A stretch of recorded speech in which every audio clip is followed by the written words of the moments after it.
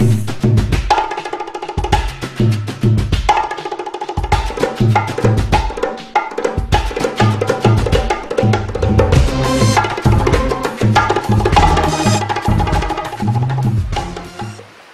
Viewers, எல்லாரும் எப்படி இருக்கீங்க? வதவதன்னு வந்துட்டு இருக்கிற சினிமாக்கள்ல எதை பார்க்கறது எதை விடுறதுன்னே புரியல.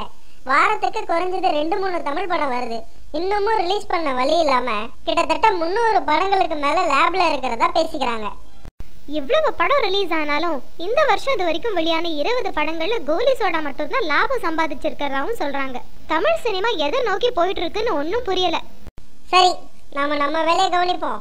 இந்த வாரம் நம்ம ரிவ்யூ பண்ண போறது சசிகுமார், லாவண்யா திரிபாதி, சந்தானம், சூரிய நடிப்புல, தேவிஸ்ரீ பிரசாத் மியூசிக்ல, சாக்ரட்டிஸ் டைரக்ஷன்ல ரிலீஸ் ஆகியிருக்கிற பிரம்மன்.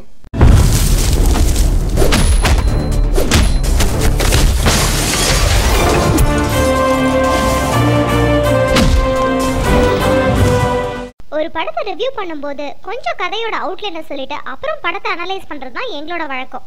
ஆனா இந்த படத்தை பொறுத்த வரைக்கும் படம் பார்த்து அனுபவிச்ச அவஸ்தையா மறுபடியும் ஒரு தடவை கதைன்னு சொல்லி பேசுறதுக்கு நாங்க தயாரா இல்ல. என்னடா ஆரம்பத்திலேயே பட்டுன்னு படத்தை கீழே போட்டுட்டோன்னு பாக்குறீங்களா?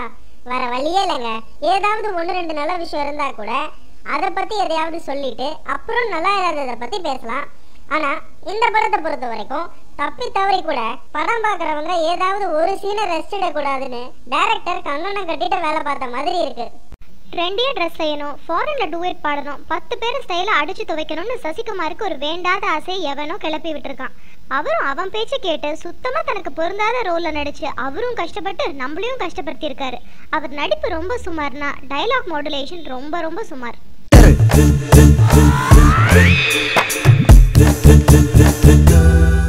ஹீரோயின் அழகா இருக்காங்க, நடிக்க பெருசா ஸ்கோப் இல்ல. சந்தானம் படத்தோட ஃபர்ஸ்ட் ஹாஃப்லயும் சூரி செகண்ட் ஹாஃப்லயும் வந்து காமெடி பண்ண ட்ரை பண்ணிருக்காங்க. கேமரா ஒர்க் பத்தியும் எடிட்டிங் பத்தியும் எதுவும் சொல்லாம இருக்கிறது தான் பெட்டர். தேவிஸ்ரீ பிரசாத் மியூசிக்ல பாட்டும் நல்லா இல்ல, பிஜிஎம்மும் நல்லா இல்ல. இந்த படத்தை பத்தி வேற என்ன சொல்றதுன்னு தெரியலையே. ஸ்டீல் இப்படியே முடிச்சிடலாமா? டைரக்டர் பத்தி ஏதாவது சொல்ல. சாக்ரட்டிஸ் அப்படிங்கிறவர் டைரக்ட் செஞ்சிருக்காரு. அவரோட முதல் படமா. இவர் கமல்ஹாசன் கிட்ட ஒர்க் பண்ணிருக்கிறதா சொல்றாங்க. சினிமாவோட பேசிக்ஸ் கூட அவருக்கு தெரியலங்கிறது ரொம்ப அதிர்ச்சியா இருக்கு. எனக்கு தெரிஞ்சு அவர் மறுபடியும் எங்கேயாவது அசிஸ்டன்ட் டைரக்டரா சேர்ந்து முதல்ல இருந்து சினிமாவை கத்துக்கிட்டு இன்னும் சில வருஷம் கழிச்சு படம் எடுக்கிறது தான் அவருக்கு நல்லது. இதை நான் கிண்டலா சொல்லல, உண்மையிலேயே அவரோட நல்லதுக்கு தான் சொல்றேன். என் உயிரின் உயிராக, என் விழியின் ஒளியாக, என் மனதின் இசையாக வருவாயா வருவாயா. இந்த படத்துக்கு எங்க ரேட்டிங்